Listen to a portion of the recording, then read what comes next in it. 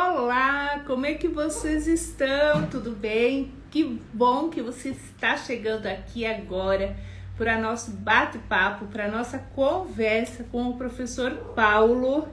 Vamos conversar hoje sobre certezas e incertezas da gestão escolar. E eu espero que você aproveite esse bate-papo. Serão 3 dias, 3 encontros com o professor Paulo, conversando sobre gestão escolar, certezas e incertezas nesse processo educacional que nós estamos vivendo nos dias de hoje. Então, vamos esperar o nosso convidado chegar aqui, enquanto que demais pessoas também chegam. Me contam aqui, vocês que estão chegando, como é que vocês passaram o dia de hoje? Como é que foi a quarta-feira? Foi tranquila? Foi gostosa? Como foi a sua quarta-feira de trabalho? Me contam aqui. Foi bom? Foi tranquila? Aqui eu trabalhei muito no dia de hoje. E trabalhei muito focando nas redes sociais para estar divulgando aqui, para que chegue o meu trabalho para mais pessoas nesse momento que os diretores estão finalizando junto com as suas equipes, os coordenadores estão finalizando junto com as suas equipes o processo pedagógico do primeiro trimestre, né? Primeiro bimestre, o primeiro trimestre. Então, hoje foi um dia intenso, de bastante trabalho, fiz mentoria individual e esqueci de tirar foto com a minha mentoranda, acredita? O papo foi tão bom que quando eu vi eu já tinha desligado o Meet e finalizado. Mas vamos retornar ao assunto de hoje. Convidei o professor Paulo, que ele é escritor, que ele é professor, palestrante, consultor, enfim, para estar 3 momentos aqui conosco, para estar conversando a respeito da gestão escolar nesse momento atual. Como que eu sempre falo aqui, a gestão ela está modificando, né? Ela modifica constantemente a forma que os gestores precisam agir. Por mais que a essência da escola, a essência da educação permaneça a mesma, a mudança ela vai acontecendo. Mas nunca foi tão rápido, nunca foi tão intenso como está sendo agora, né? Como que foi o ano passado e está continuando nesse processo agora. Então, o professor Paulo vai estar chegando daqui a pouquinho e ele, com toda a sua expertise, com todo o seu conhecimento, vai estar falando para vocês sobre o papel do gestor escolar nesse momento delicado, tá? Eu sei que vocês sempre me ouvem, sempre estão aqui comigo, mas hoje vocês vão ouvir alguém diferente, outra pessoa falando sobre os desafios da gestão. E eu gosto de trazer aqui no meu canal essas pessoas diferentes, né? Que têm um pensamento parecido com o meu, que comungam da mesma ideia, que gestor não é somente preencher documentos, que gestor é uma pessoa transformadora, tá? Então, ele vai estar aqui para conversar comigo e contigo. Deixa eu ver, porque que ele não chegou ainda. Deixa eu só ver o que aconteceu. Professor Paulo, se você tiver entrado que eu não vi, me dê um oi, que eu estou aqui esperando você para conversar com essas meninas lindas, com esses meninos que vão chegando, para a gente conversar sobre educação. Lembrando que as minhas meninas, os meus meninos da mentoria da turma 2, logo depois da live, 19 horas, tá? Nós temos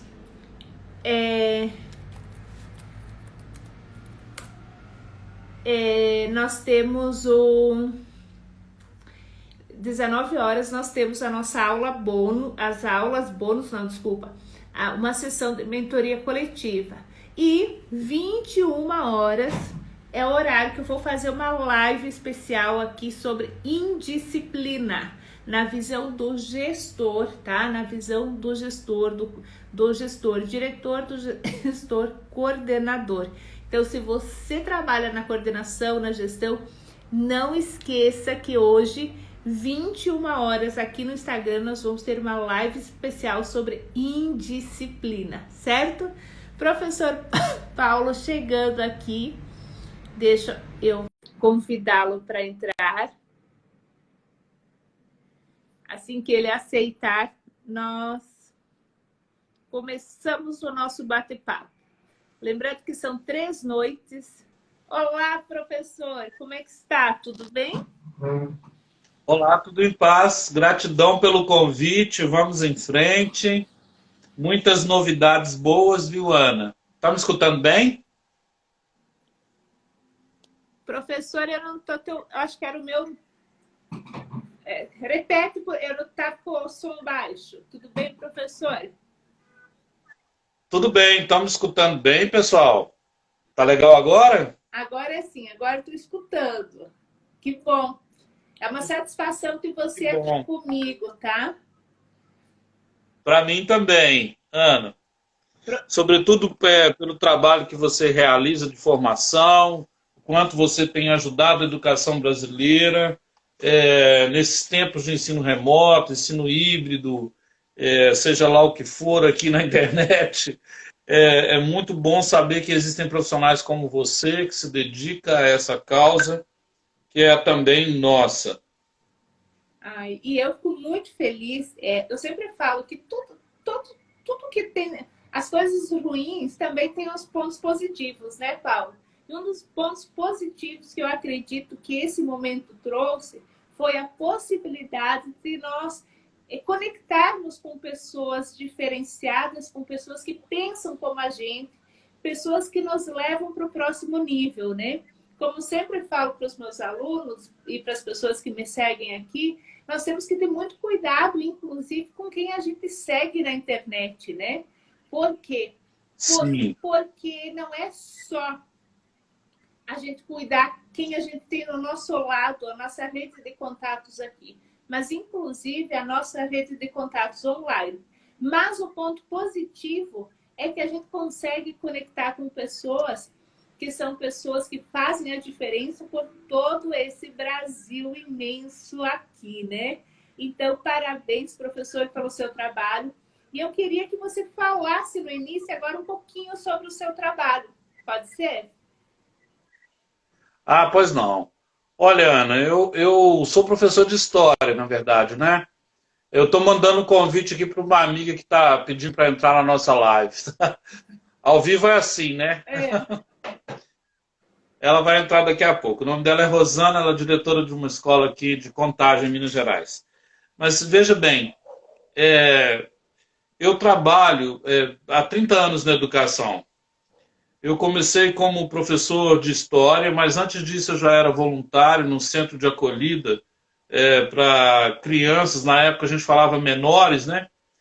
E hoje a gente não fala menores, a gente fala criança e adolescente com direitos, né? Em situação de vulnerabilidade.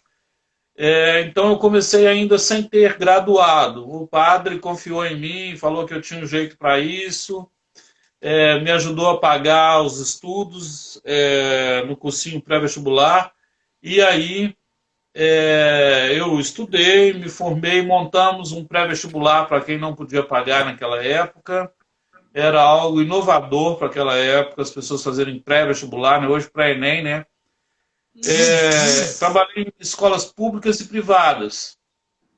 E comecei desde faxineiro até diretor de 38 escolas ao mesmo tempo. Então, assim, essa foi a trajetória do professor que avançou e que chegou a gestor de polo, que era assim que se falava na rede em que eu trabalhava, uma rede confessional católica, os salesianos, posso falar o nome? Os salesianos e as salesianas. E aí eu tive um pequeno problema de saúde e tive de ficar afastado uns 2 anos do mercado formal. E aí eu fundei o movimento Educação é o Alvo, esse símbolo que está aqui atrás de mim, né? que hoje produz seminários, congressos, está vindo aí o nosso congresso internacional, você vai falar, você nem sabe, mas já está convidada. Oh, que bom, que bom. Um Bora lá. congresso internacional que a gente está montando com várias pessoas legais do Brasil e do exterior. Por exemplo, assim que eu terminar essa live, eu vou falar com um colega de Cuba, professor Juan Ferrari. E a gente produz livros coletivos e individuais. Esse é o último que foi produzido, ele chama Mulheres Educadoras. Se alguém desejar comprar, fale comigo no direct e eu terei enorme prazer. Você tem um aí também, né, Ana? Eu estava Você procurando escreveu, aqui. Está na minha estante. você escreveu junto conosco o Educação Semeadora. Eu tenho os livros de metodologia ativa, que as escolas podem aprender, e BNCC, que virou agora um curso. Todas as terças-feiras eu encontro com as pessoas. Então, o meu trabalho é presencial e digital. Eu gosto mesmo de produzir eventos para os educadores pensarem. Para ser bem franco, eu gosto de eventos presenciais, de abraçar as pessoas, perceber, encontrar. Como isso não está sendo possível, nós tivemos que mudar a mentalidade, o mindset, né? Palavra nova, né? E fazer também online. E também está bom, as pessoas estão se encontrando do mesmo jeito. Que bom. E foi num desses momentos que a gente se encontrou, né, Paulo? E juntos, que nem você disse, a gente já fez algumas lives, para quem não sabe, a gente já conversa muito sobre educação. Participei, né, fui convidada para participar do livro que você organizou, escrevendo um capítulo. Enfim, e hoje Está chegando um outro livro, né, Ana? que uns dias tem outro livro aí também, né? Onde que eu vou falar sobre a importância da relação família e escola, a importância, o papel do gestor nesse processo. Já estou escrevendo o capítulo, vai ser lindo, tá, Paulo? Tenho certeza que você vai gostar. Se você gostou do outro, vai gostar desse aí também. Mas hoje eu queria ouvir você, Paulo. Te convidei para a gente fazer uma série de 3 lives, né? Esses 3 encontros para a gente conversar em torno de 30, 40 minutos, para a gente conversar em termos de certezas, incertezas, os desafios que os gestores escolares estão agora, nesse momento, tendo, né? Nesse momento, estão sentindo. E nesse momento, né? Eu converso com gestores do Brasil inteiro e a angústia, ela está constante. Porque a certeza que nós tínhamos, né? A educação, ela era muito previsível. Você se preparava, era previsível, né, Paulo? O resultado não era, mas o dia a dia da escola você sabia o que ia acontecer. E hoje já é diferente. E eu gostaria que você me falasse um pouquinho, na tua concepção, dos teus estudos, a forma como que você vive, convive com gestores também, sobre essas certezas e incertezas que os profissionais da educação, em especial diretores e coordenadores, estão vivendo nesse momento. Bom, Ana, eu quero falar de 3 certezas, tá? A primeira certeza é a importância de se investir em formação continuada. A pandemia chegou, muitos colegas, professores, educadores, gestores, não tinham claro que a escola precisava ser uma escola on e não somente off. Então tomaram uma surpresa, tiveram que se adaptar, entrar em contato com plataformas, aprender rapidamente e de uma maneira ágil, né? O mercado está falando da agilidade o tempo todo. Então, para mim, a primeira certeza é que a formação continuada é o cerne para uma educação de qualidade, seja na escola pública, seja na escola particular. Na escola particular, que é o âmbito onde eu mais entendo, dos meus 30 anos de educador, eu fiquei só 10 na escola pública, então eu não me sinto qualificado para falar da escola pública com tanta... Eu visito escola pública diariamente, mas eu não acho que, quando era possível, né? Eu não acho que seja a minha praia. Mas no mercado de escola particular, mercado privado, Hoje, uma certeza se você não formar bem o seu professor e toda a sua equipe, do educador de apoio, da limpeza até a diretoria, e eu costumo dizer da zeladoria até a diretoria, você não conseguirá competir em um mercado que está se mostrando um oceano vermelho. Para quem conhece o livro, né, do Oceano Azul e Vermelho, nós estamos vivendo um período agora de oceano vermelho. A competição é severa, as empresas, as escolas e empresas, elas têm um alto nível de evasão e de inadimplência. Então, como sobreviver com esses dois índices, né? É só formando toda a equipe. Eu não estou falando de formação continuada só dos gestores e dos professores. Eu estou falando da equipe toda. Nós temos que atender bem, nós temos que entender bem o nosso cliente, o nosso consumidor, e aqui tem uma diferença clara, né? Quem é o aluno, quem é o pai do aluno. Esse é o seu capítulo, um novo livro, né? Sobre como a escola e as famílias vão ter que interagir. Então, o primeiro ponto, que é uma certeza, é a formação continuada. Ela é inevitável, ela é inexorável e ela tem que ter um projeto claro. Ai da escola que não tem formação continuada.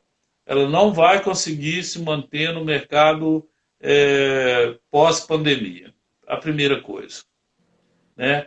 A segunda certeza, das três, né? A segunda certeza é a flexibilidade curricular.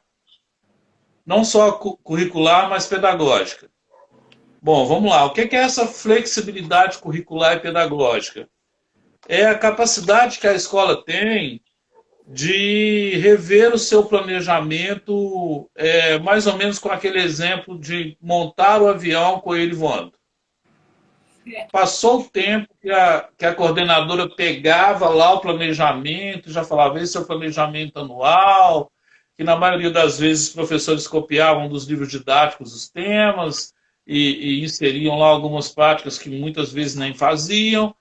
Agora não tem jeito.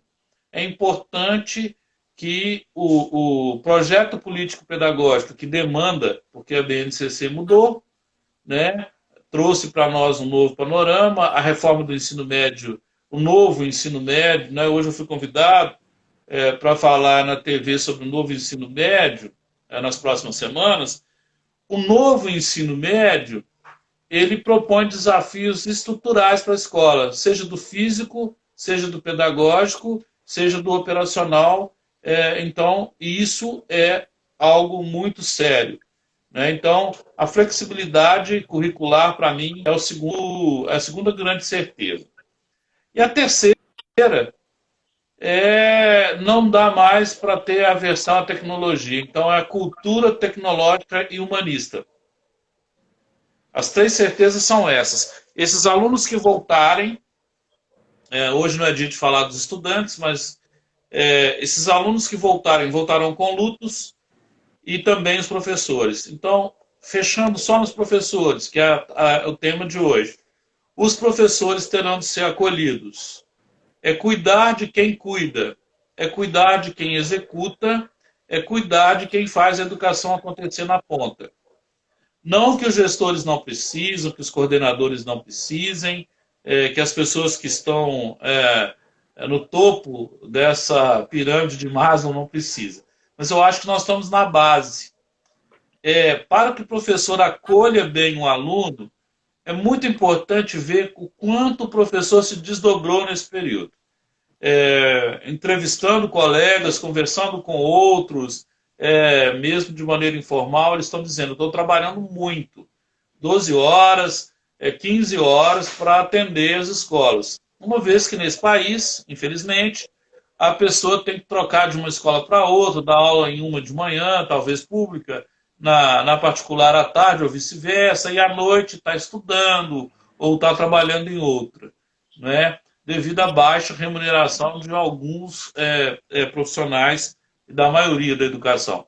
Então, para mim, os três pilares fundamentais são desculpe, a formação continuada, não é?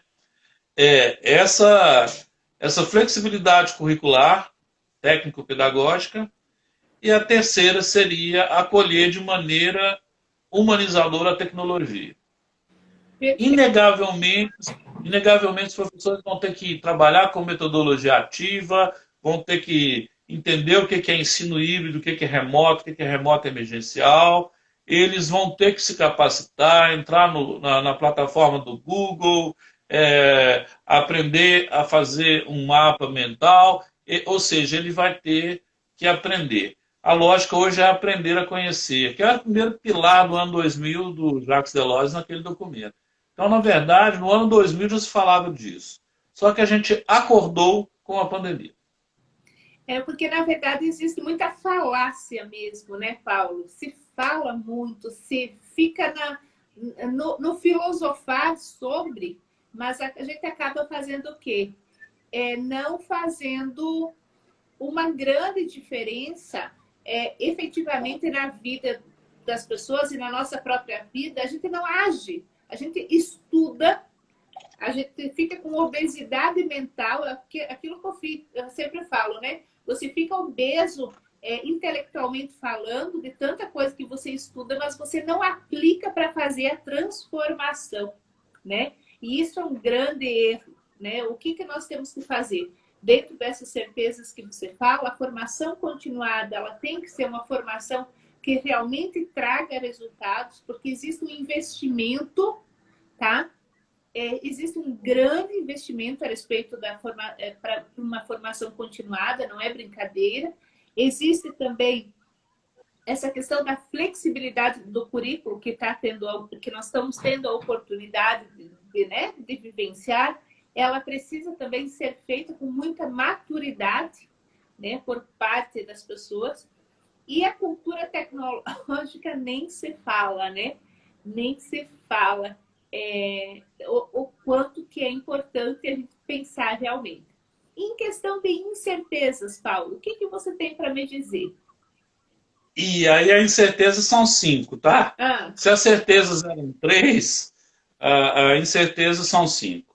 A primeira incerteza que nós temos é tentar entender como vai estar o mundo pós-pandêmico, não é? Entender esse mundo que alguns chamavam de mundo VUCA e que agora chamam de mundo BANI. Né? No meu novo livro, As Escolas Antifrágeis, eu estou falando do mundo BANI. O mundo BANI, ele traz para nós um conjunto de ansiedades, de incertezas, né? Então, se o mundo VUCA ele tinha um jeito que era um mundo de ansiedade também, de tensão, mas isso veio dos anos 80, né? Então, nós estamos lidando agora com o mundo BANI. E muita gente ainda falando do mundo VUCA. Aí é essa coisa, tem que formar, tem que ter formação continuada. Mas vou dar um spoiler, tá? Para quem ainda não ouviu falar desses dois. Olha, quando a gente falava do mundo VUCA, a gente falava de um mundo volátil, incerto, complexo e ambíguo, né? O incerto lá na língua inglesa, ele começa com U, daí o VUCA. Esse mundo VUCA, ele foi o mundo que nós vivemos de 80 até 2019. Né? 2020 começou o mundo BANI. Né? BANI é um mundo frágil, né? Todo mundo está frágil, todo mundo tem que colocar máscara, todo mundo tem que ficar em casa, todo mundo tem que aprender que a escola, aquela escola tradicional, todo mundo sentando retinho, um atrás do outro, não é? Não, esse mundo não existe mais, né? Esse mundo vai ter que voltar com escolas mais arredondadas, né?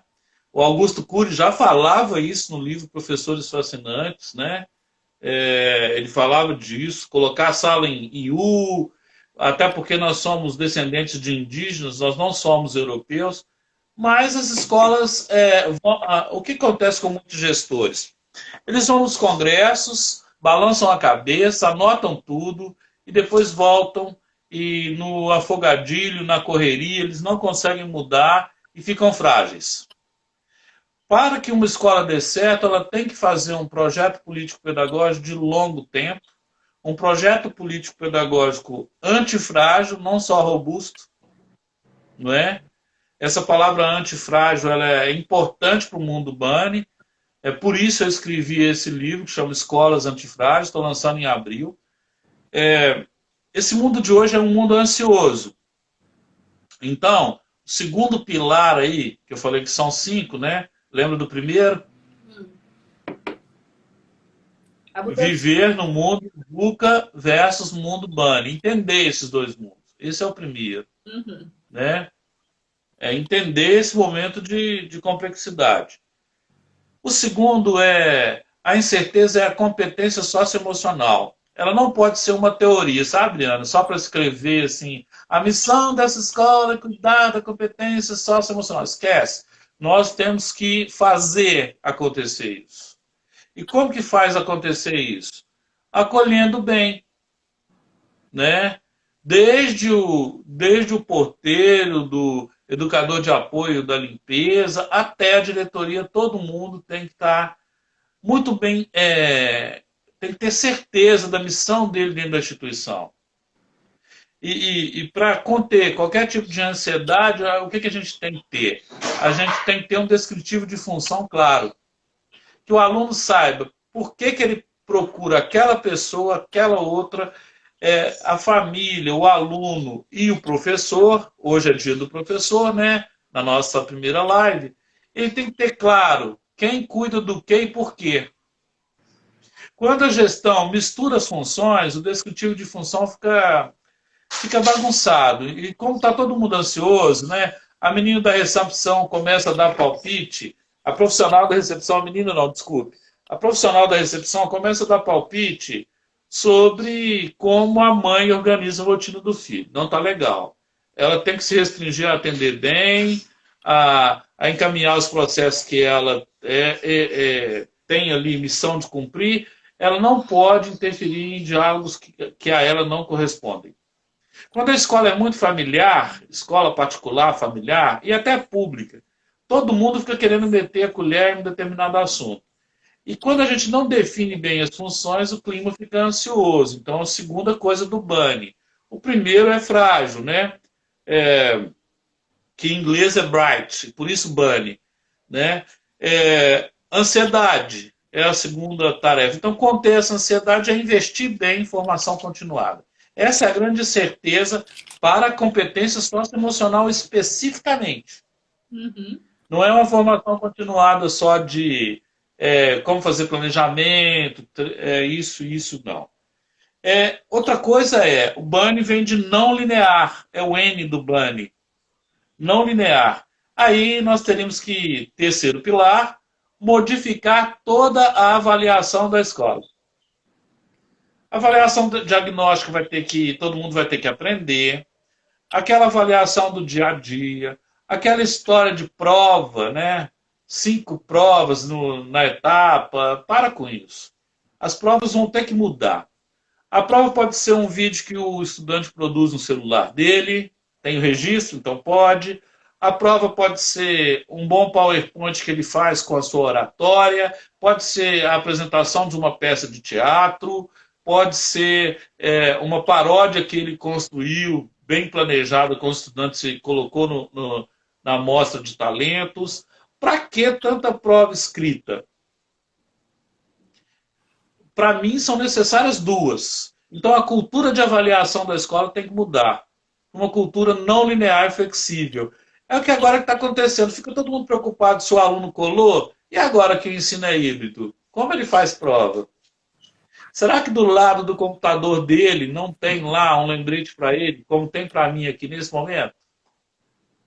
Para eu falar com você? Então, assim, nós temos que parar com essa coisa de que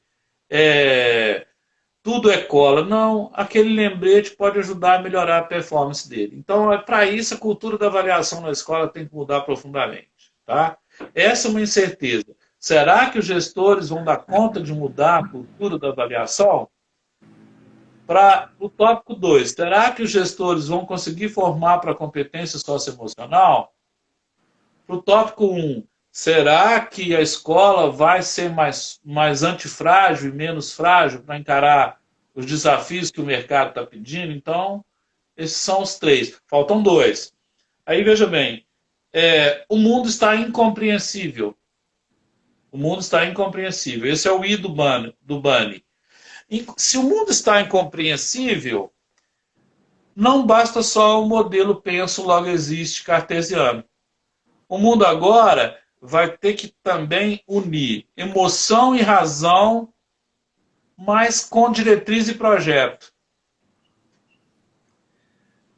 É importante que a pessoa pense que emoção e razão tem que gerar um projeto, porque senão também a gente fica numa discussão filosófica que não adianta.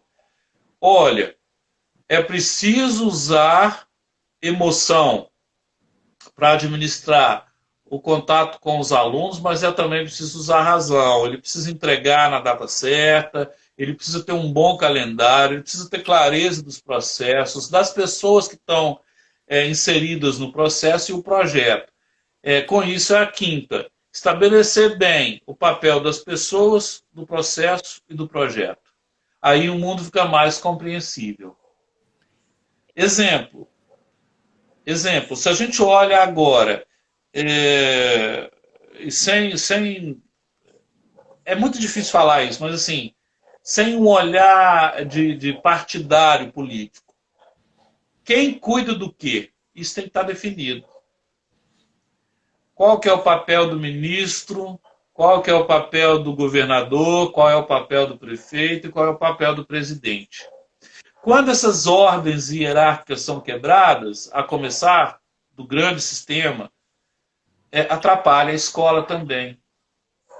Quando o pai, no carro, mesmo sem ter aula, comenta da aula que ele assistiu do professor lá, e aí acaba criticando o professor sem que ele possa se defender, o filho também chega com falta de ética na escola e critica todo mundo. Então, cabe ao professor o quê?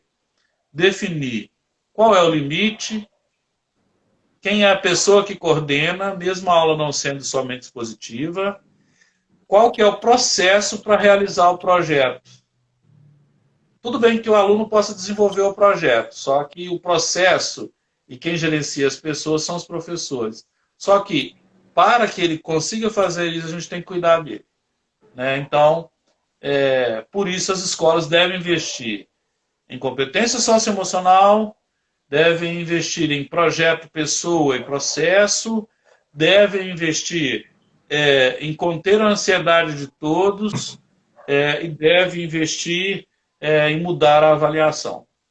Então, esses são 5 tópicos que eu penso que são incertezas para a escola pós-pandemia. Nossa, interessante, Paulo. Estava aqui pensando e bate com o que nós conversamos ontem na nossa sessão de mentoria também, onde que eu falava para as meninas e para os meninos, né? A questão que nós temos, que nós agimos, né, entre razão e emoção. Na verdade, nós agimos com emoção e justificamos com a razão, né, Paulo? E daí? Sim. Por que a gente se perde nesse processo? Porque a gente não tem um planejamento, né? Então, também, a gente tem que pensar e o quanto que nós precisamos ter claro o que é que nós queremos para a nossa escola. Não o que nós queremos, o que a escola precisa, o que eu vou fazer, a forma como que eu vou fazer. Esses pontos que você está trazendo hoje aqui é uma verdadeira aula, né? Para quem trouxe o seu caderninho e está anotando, é uma verdadeira aula para reflexão e ação, né? Porque, nem eu disse, não vamos ficar com obesidade intelectual, né? Aprendendo e não fazer nada. Paulo, um outro ponto que eu queria falar, que eu sempre falo para as minhas alunas, para os meus alunos, é que um grande mal que nós temos na educação é que as pessoas ficam metendo literalmente o bedelho na função do outro. Uma coisa é você ouvir uma opinião, sentir, fazer um diagnóstico, isso é uma coisa. Mas existe uma outra situação que nós precisamos ter claro qual é a função de cada um. Eu sempre brinco que se nós formos assistir uma peça teatral, né, nós queremos ver cada bailarino no seu ponto. no palco, para que aquela peça ela seja realmente linda, cada bailarino precisa estar no seu ponto de referência. A bailarina central não pode ficar lá perto da coxia. Ao mesmo tempo que os bailarinos que não são os centrais, eles não podem ficar atrapalhando a frente. Então, assim, todos são importantes, mas nós temos que definir que cada um tem o seu espaço e a sua função na dança. E na escola é da mesma forma. Então, o fato, eu vejo que há um problema muito grande nesse posicionamento, Paulo, porque muitas vezes a gente quer ser o diretor, o coordenador, você boazinho, você bonzinho. Deixa, ele quer ir, mas ele já fez o que é dele de fato. O fato dele estar intervindo na parte que não lhe cabe, ele tem condições para isso. E assim, quando nós não temos posicionamento enquanto gestor diante disso, a educação vai continuar sendo uma falácia, tá? Por quê? E isso está falando tão importante. Às vezes a mãe te encontra na farmácia ou no supermercado, né? Aí ela pergunta assim: e aí, como está a Alice? Eu fico imaginando o professor, né? Ele tem 1000 alunos, a Alice, ele não deve lembrar da Alice, né? Talvez a Alice, personagem lá, ele lembra, né? Quem não sabe para onde vai, qualquer lugar serve. Mas a Alice. Aí ele fala assim: a Alice é uma pessoa maravilhosa. Agora, sobre a estudante, nós precisamos conversar lá na escola com horário marcado. Por quê? Por que precisa disso? Porque ali na farmácia, no supermercado, não é um lugar para se dar um indicador e uma informação de um aluno. Fica amador. Não é profissional ali. Só que a gente fica com medo de ser mal educado e não fala com o pai direto o que tem que ser dito. Que é o seguinte: pai, aqui eu não tenho documentos dele, né? Então, assim, vamos marcar um horário lá na escola, não é?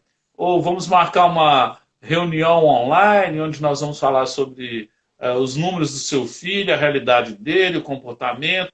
Eu vou estar dotada de dados, informações, para te atender bem. Aqui eu não consigo. Me perdoa. Aí o pai entende que tem um fórum específico para que o professor, o coordenador, o diretor o atenda, né? Então, assim, isso é muito sério, né, Paulo? Isso é muito sério. Eu, como mãe, encontrei esses dias a professora do meu filho e eu disse, no mercado mesmo: e aí, professora, como é que está o Luiz Henrique? E ela teve uma classe, ela foi tão elegante para me dizer, ela disse: olha, Ana, você conhece seu filho, mas e aí, como é que tá? Ela me disse isso, porque ali não era o lugar de eu conversar com ela sobre isso. Mas ela foi treinada, porque fui eu que ajudei a treiná-la, né? De tal forma que ela se saiu pela tangente e não deu aquela resposta que muitas vezes a gente fica brigando no corredor do mercado. Ou o pai escuta e depois ele fica falando mal da escola nos corredores inteiros, porque ele não entendeu todo o processo. E no grupo do WhatsApp, né? Então, assim, Paulo... Oi? E no grupo de WhatsApp da escola também. Então, assim, esse posicionamento que você vem trazendo entre certezas e incertezas, aí que você veio falando nesse primeiro momento, eu penso que é fundamental e que nós precisamos efetivamente construir uma linha de trabalho. Então, é aquela história: nós agimos pela emoção, justificamos os nossos atos pela razão. Nós buscamos uma, né, para justificar os nossos atos, para não ficar nessa incerteza e nessa instabilidade que nós temos constantemente. Nós precisamos necessariamente ter um planejamento. E um planejamento requer estudo. Um planejamento, né, Paulo, requer que eu, que você, que a gente sente, coloque a bunda na cadeira, com perdão da palavra, né? E que a gente coloque aí, a gente pense, a gente estude, a gente... Um dos grandes erros, Paulo, que eu vejo que nós cometemos na educação é que nós queremos assumir uma gestão, e não me levem a mal, tá, pessoal? porque eu também sou gestora, então, assim, ó, é fato, eu falo isso de sentir na pele. Mas nós queremos assumir uma gestão, nós queremos a função, mas muitas vezes nós pensamos que aquilo vai ser um mar de rosas. Não vai ser. Se nós Não. formos contratados, se você, enquanto consultor, é contratado para ir até uma escola, é porque aquela escola tem determinado problema. Então, você vai lá para mexer na ferida. E quando nós só passamos curativo, né, uma pomada, sem limpar a ferida, ela infecciona. E eu penso que nós temos que ter muito cuidado nesse momento, como que será a nossa educação daqui para frente. Nós precisamos fazer essa avaliação diagnóstica, mas não é uma avaliação diagnóstica, é avaliar constantemente de maneira diagnóstica o nosso aluno, né? Então, Foi por isso que eu frisei bastante a palavra flexibilidade. Olha, por mais que o seu projeto seja um projeto já definido, é importante que você saiba dizer, gente, parou tudo. Não por um coordenador parece bombeiro, né? Eu falo isso no livro lá. Ele parece bombeiro, ele fica apagando incêndio. Só que um projeto tem que ter claro que ele precisa também se repensar.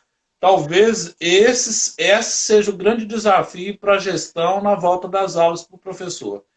Ele tem que ser parte do projeto, mas ele não pode ser uma parte fragmentada. Por exemplo, dá para agora diminuir o tamanho das aulas, ninguém dá conta de uma aula de 50 minutos, né? Uma aula online. Você pode colocar os alunos com vários dispositivos na mão para fazer trabalhos de inteligência coletiva na internet e aproveitar 20 minutos de cada para ir dando formação para o professor para o mundo pós-pandêmico. Ok? Reduz o volume de aula que ele teria e começa a debater com ele como que vai ser a escola depois. Então, 25 minutos de aula para o aluno, ele tem 20 minutos para fazer um trabalho lá online, enquanto isso você abre outra plataforma e forma o seu professor. Eu estou fazendo isso com 5 escolas, sabe? A gente está chamando isso de break, ou seja, parada. Vamos parar. Eu prefiro chamar de intervalos e pausas. A escola para e aí você forma o professor, como você está. Primeiro você tem que perceber aquele colega que ali acabou de perder uma tia, aconteceu na escola que eu estou acompanhando, sabe? Olha, como você está, como você está enfrentando esse luto, não é? E aí o pessoal teve aquela catarse, aí a psicóloga da escola ajudou, porque não dava para avançar naquele dia. E aí, mas surgiu um projeto. Como os alunos estão enfrentando o luto? Como as famílias estão enfrentando o luto? Como a mídia está enfrentando o luto? É do luto à luta. Todos nós estamos enfrentando algum luto. Os meninos perderam aquela escola que eles gostavam, que é abraçar o colega. Quando voltar, não vai poder abraçar tanto. Por medida de segurança e protocolo.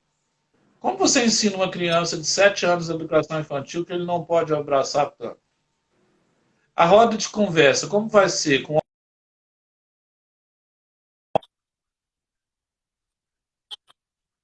Porque o pai delegou para nós uma responsabilidade que é cuidar do filho dele. Mas se a gente não cuida de quem vai cuidar, é neurose. A escola vai perder a oportunidade de fazer o melhor bem para a humanidade, que é a ética do cuidado. É perfeito. Eu estava esses dias conversando com uma mentoranda minha, que ela trabalha com educação infantil. Daí eu falei, você já se deu conta que você vai ter que mudar toda a estratégia de atividades com a educação infantil? Porque educação infantil é toque, é contato, é socialização, é todo aquele processo, né, Paulo? Então, assim, você já se deu conta dessa? Nossa! As atividades serão, porque o momento pede que seja diferente. E nós vamos ter que aqui é a grande sacada, sabe, Paulo? Nós vamos dar uma reviravolta tão grande, mesmo quando a gente voltar no presencial, porque aquilo, o velho, aquilo que a gente usava por anos, que foi utilizado e que era bom, nós vamos ter que reconstruir ele de uma maneira que esteja não somente dentro da necessidade pedagógica, mas também do protocolo do isolamento social, da responsabilidade social que a escola tem. Então, eu creio que isso vai ser fenomenal, né, Paulo? Paulo, nós Vai ser uma discussão muito boa. Eu falo que vai ser a discussão do protocolo da vida. Oh, que show! A vida em primeiro lugar. O protocolo vai ser da vida. Sem romance. Para cuidar da vida, às vezes tem que tomar remédio amargo. Para cuidar da vida vai ter que fazer um exame lá. Quando eu fiz o exame do Covid, ele não é nada agradável. Ele fez esse negócio no seu nariz lá. O protocolo, a vida é cheia de prazeres e dores. E a escola vai ter que colocar as pessoas que cuidam das dores para trabalhar. O educador, o coordenador, né? O indicador, o avaliador. Nós vamos trabalhar com dores. Esse é o primeiro capítulo lá do meu livro Que as Escolas Podem Aprender, onde eu trabalho a questão das dores da escola contemporânea. Bacana, Paulo. Paulo, eu tinha várias perguntas ainda para fazer para você, mas o nosso tempo está estourando. Eu sei que você está entrando numa live e eu estou entrando numa aula com as minhas alunas agora e com os meus alunos. Tá? Mas eu queria ainda te falar assim, ó, de forma rápida, sobre a questão, como que você acredita que deve ser essa acolhida e as providências necessárias em 5 minutinhos? Tem 5 minutinhos ainda para mim? Sim, daqui a pouco eu vou falar com o cubano, mas tem. Olha, eu acredito que é o seguinte, nós vamos ter que pensar desde o sapato que a criança vai usar, depois ele vai entrar na van, e aí ele vai ter que ter álcool gel, a van vai ter que ser bem tratada, e esse é um papel da escola orientar. Quando ele chegar na porta, ele vai aferir a pressão, né? Ele vai tomar conta do álcool gel dele, ele vai ter que não abraçar o colega. Imagina os adolescentes doidos para se encontrarem com as amigas, né? Para ver o batom. Não tem. É máscara, né? Pelo menos ali não vai ter. Como é que vai ser o uso do banheiro? Vai ter que ser um critério muito grande. Como é que vai cumprimentar o porteiro, né? Ô, seu Nelson! Não pode abraçar mais, né? Aí, enquanto o professor que está com saudade também não pode. Nós vamos ter que ter toda uma ética do cuidado, é o que eu chamo do ritual do cuidado, né? E aí, a gente tem que tomar conta também com a formação dos professores antes das aulas voltarem. É o que eu chamo de intervalos e pausas. Para acolher, a gente tem que formar bem. Por isso eu disse da formação continuada, né? Para o socioemocional e para o processo, o projeto da escola e para cuidar de pessoa. Tem professor que é naturalmente rude ou é do estilo da personalidade dele de ser mais calado, ser tímido. Como é que ele vai fazer para acolher os seus colegas? Tem que formar o socioemocional dele. Ele tem mais de 60, ele vai ter que ficar em casa, vai ter que contratar uma pessoa numa outra idade para ele passar pelo período até a vacina chegar para todos. A estrutura da escola física, ela vai ser híbrida, então vai ter 50% assistindo aula em sala. Qual que vai ser o distanciamento de uma carteira para outra? Onde vai colocar a mochila? São muitos detalhes, né? Mas que envolvem o quê? O cuidado com o ser humano. Por isso eu chamo de ética do cuidado. Como vai ser o recreio? Como vai ser o lanche? As crianças lancham, trocam merenda entre si. Como é que vai ser isso? Né? Então são perguntas, mas se a gente planejar antes, fazer uma antevisão, eu acho que dá para atender com antifragilidade. É o meu tema do momento. Ai, que bom, Paulo. Lembrando, quem chegou agora, que eu convidei o Paulo para estar 3 dias aqui comigo, conversando sobre incertezas e certezas da educação, né? Certezas entre aspas, porque nada é tão certo, né? Nada é 100%. Mas, enfim, certezas e incertezas da educação nesse período que nós estamos vivendo, certezas e incertezas do projeto, né? Do dia a dia do gestor. Hoje nós falamos mais voltado para o professor. Nós temos amanhã e sexta, onde que nós vamos falar voltado para o aluno, para a família. E eu espero que você esteja aqui conosco também amanhã.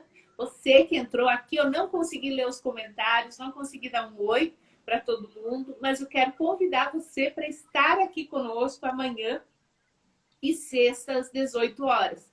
Lembrando também que hoje, agora, o Paulo tem uma live lá com o cubano, né, Paulo? É isso? Professor Juan Ferrari Riso, de Cuba. Isso. E eu tenho uma live aberta, tá? Eu tenho agora uma aula, mas depois tenho às 21 horas uma live aberta, tá? Para os gestores, gestores, professores, coordenadores, enfim, que trabalham com educação. Nós vamos estar falando sobre indisciplina, tá? Hoje a indisciplina, ela se dá... nós temos que lidar com a indisciplina do aluno que está dentro de casa, né? E a gente vai virtual, né? A gente vai conversar um pouquinho sobre isso. Quero saber quem é que está gostando. Oi, Paulo. Eu quero só tomar a liberdade de pedir para o pessoal colocar aí de 1 a 5 estrelas o que eles acharam, tipo Uber. Eu quero apresentar esse livro que chama Metodologias Ativas, tá? Se você desejar, entra lá, me manda uma mensagem no direct, que é um livro muito bom para a gente pensar isso. É assim que eu estou vivendo na pandemia. Esse livro que nós escrevemos juntos, né? Cada um fez um capítulo, chama Educação Semeadora. E o mais novo, que é cuidar da mulher, que é as mulheres educadoras. A mulher faz parte do maior contingente de formação da educação do Brasil e do mundo. Então a gente tem que cuidar dela, né, delas. Tá bom? Então esse livro é maravilhoso, saiu agora do forno, eu estou adorando. Parabéns, Paulo. Parabéns pelo trabalho.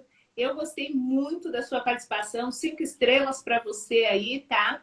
E eu espero amanhã você aqui comigo. E eu espero todas as meninas que estavam aqui e os meninos também que estejam aqui amanhã e que estejam também hoje, 21 horas, para conversar sobre indisciplina na escola. Paulo, muito obrigada. Eu vou te liberar aí, porque eu sei que você tem outro compromisso. Minhas alunas do grupo 2, tá?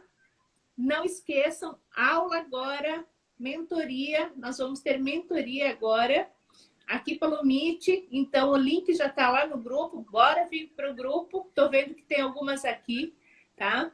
Bora para o grupo. E se tem gente perguntando se vai ficar gravado, tá, Ana? Aí você fala para elas aí. Vou deixar gravado assim, tá? Mas assim... E me manda depois para pôr no canal lá. Isso.